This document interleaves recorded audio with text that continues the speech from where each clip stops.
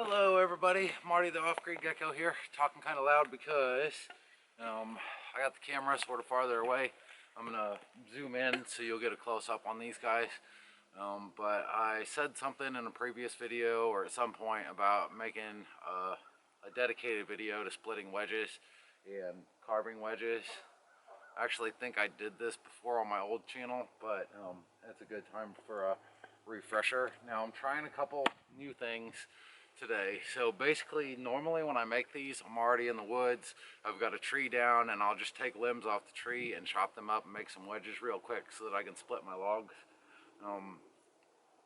Today I'm making some smaller ones because I always make them too big when I'm out in the fields. Like the wedge is too wide and it causes problems with bounce outs, and they just don't want to stick real well and they're hard to drive.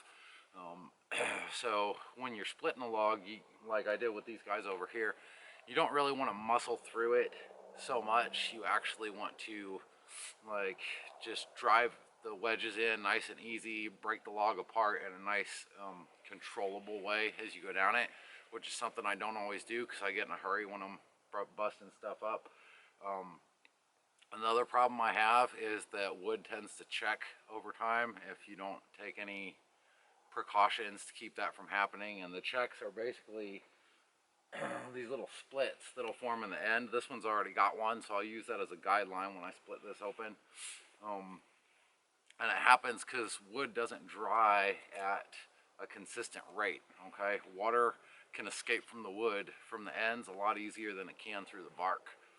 Sometimes leaving the bark on actually helps the process a little bit, but it just, a lot of it depends on the type of wood and your climate and all that kind of stuff. So it's not an exact science when it comes to protecting a log from checking. Sometimes even the best methods, like even if you buy something that's $90 a gallon to put on the end of this that's made specifically for this, there are certain woods that will check more than other woods.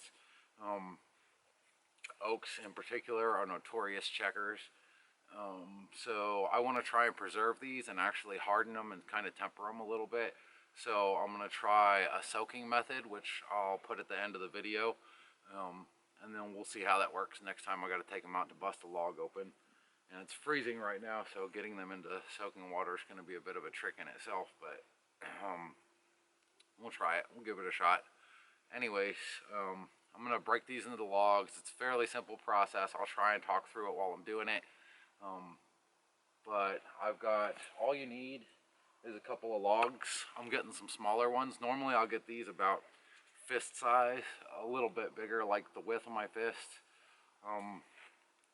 But like I said, I want to go a little smaller, and it's freezing cold out here, so I don't want to spend all day hewing these. And the goal here is to get these narrow. So one easy way to get a nice clean face to split on is to split this log first down the center. So I've got Mr. Hatchet here for the hewing process, and I've got the mallet just to make things a little easier. You don't really need the mallet, but it'll help out when I start splitting these, just to kind of stabilize them a little bit with the axe and then go right through them. This has got some actually really bad checking on this side, so if you've got a lot of checking on your log, that's the end that you want to be the pointy end, because you're going to be hammering on the other end. Like, this can fall apart a little bit in the tree, but mostly your log's going to want to fall apart at this back side where you're doing all the work. So anyways, without further ado, I'm going to pop these in half, and then I'll show you a little bit about the hewing process, how I do it. Just make it as easy as possible because it's freezing out here and I don't want to spend all morning doing this. So stay tuned for the end of the video if you want to see how I'm going to cure these.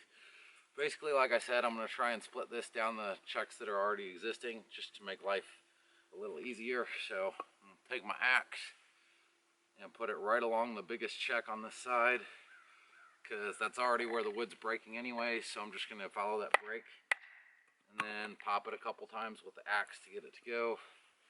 That one ran away, so I'll just do this one instead. Now this method's called batoning, and you can do this with a bushcraft knife too, but with an axe or a hatchet, it's an incredibly effective method for breaking these things open with the least amount of work possible. And you could probably see on this, like, it jumped away, but it's still got a pretty good little start to the split. So these smaller logs are going to be easier to split. The shorter they are and the smaller the diameter, the easier the time you're going to have splitting them open.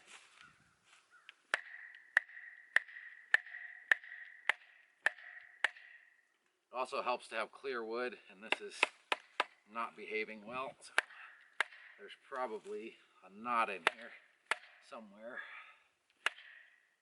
There we go. Come on, give me my axe.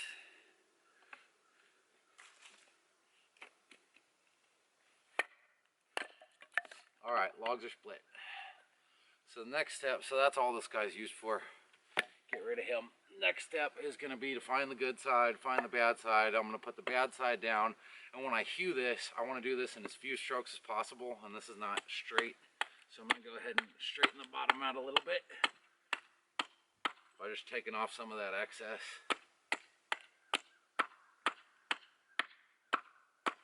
Alright, now when it comes to hewing, there's basically a hand grip on the hatchet. And as you can tell, I fixed the head on my hatchet so it doesn't wiggle now. Just pop that little wedge in there and all of a sudden the handle's good to go again. Anyways, I don't usually bother removing bark because I think it's a waste of time, especially for something like a wedge. If you want this side cleaned up a little, you can go down and kind of just smooth it out, sort of plane it with the axe if you want to. Now when it comes to handhold position, you can't run, unless you have a carpenter's axe, you can't run it straight down the log like this because it's sharpened on both ends, so it's kind of, and if you try to go straight down the log, you're going to miss all the wood, so you're always coming in at an angle, okay? Because of that, the strength that you hit the log with and the angle of your cut, you want it pretty shallow where it'll cut, but not just enough where it'll cut, basically. And then how hard you hit the wood will determine like how far that cut penetrates. So when you're hewing, what you want to do, and I like to start at the top and work my way down. I want a nice fat head on this, but I also want a long slow taper. So I'm going to start up kind of high, and I'm just going to put a little, I'm going to hold it at a lower angle and just put a little knock in there where I want to start my cut. So basically it's going to start right here. Okay, and then I'm going to go down and I'm going to put consistently heavier hits as I go down until I get to the bottom where I'm going to put the heaviest hits and just dig in as much as possible. Sometimes it helps to lay this on a log, that way you don't get as much hand shock, and just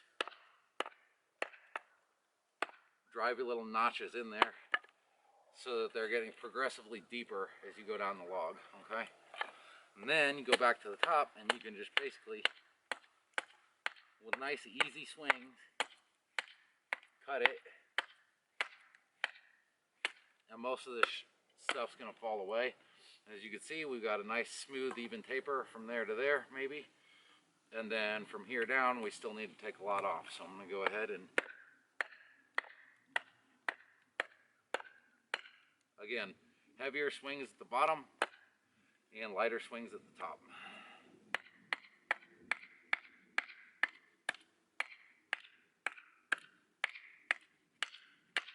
And then those pieces will just chip and fly off. Another thing you want to do once you got a long flat, a wide flat here, is you can also take off these corners, because it's always going to be easier to hew corners off than it is to hew a big long flat surface. So you can do the corners first, get them where you want them.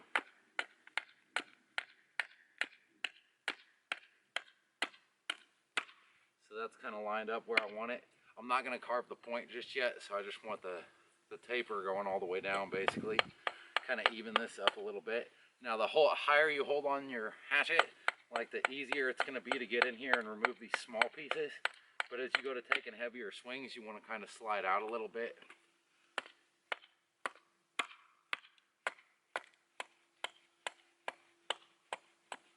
And like I said, angle of attack is everything, so your angle is going to determine what kind of cut you get.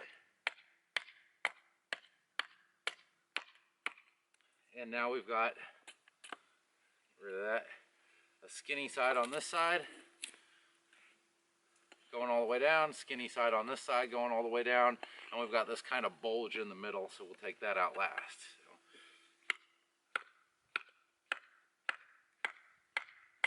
And basically when I'm carving my notches on this one, what I'm looking for is that the notch runs kind of across the log evenly, so that when I hew this, like all these little bits and pieces come off.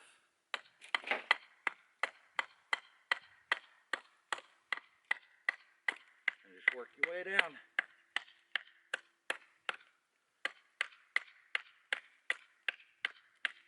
If something's not cutting right, then just go and carve you some more little notches and then change your angle and go to whaling away at them. And when you get down to the end, I think I already did it, so you could take just one good swing from either side.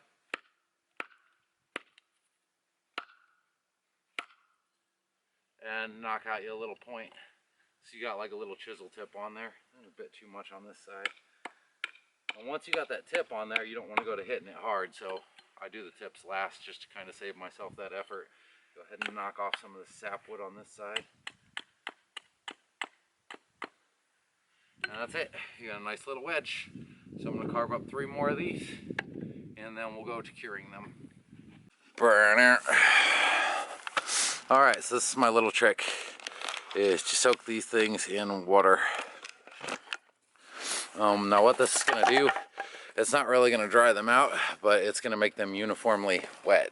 So water soaked logs tend to do well. Only one problem, we got ice on here, and I got cats running around everywhere. Get this thing out of the way here. So I was thinking about going through here with one of those, but this is a chore for my axe, so maybe we'll hit water. There's some water. Oh yeah, we got water in there. Just dig us a little hole. And this is why you don't want to fall in a stream or anything, because it's gonna suck when you get stuck. Get in there, fucker. Oh, now I'm wet. Alright. That guy disappeared down in there somewhere into the depths. Down to the depths. So just gonna knock these guys in there, and that'll get them soaking, and that'll at least keep the air off them, bugs off them, stuff like that. And then we can come back later when it's warmer and we're ready to split something, and then we should have nice hard logs. I'm just trying this. I don't know if it'll actually work or not, but everything's an experiment around here. So that's basically my trick. Dunk them in a tub of water and go and stir them up every once in a while, just to kind of basically the water logging effect. And then when you take them out and dry them, they should dry more evenly, at least in theory. So we'll see how that works.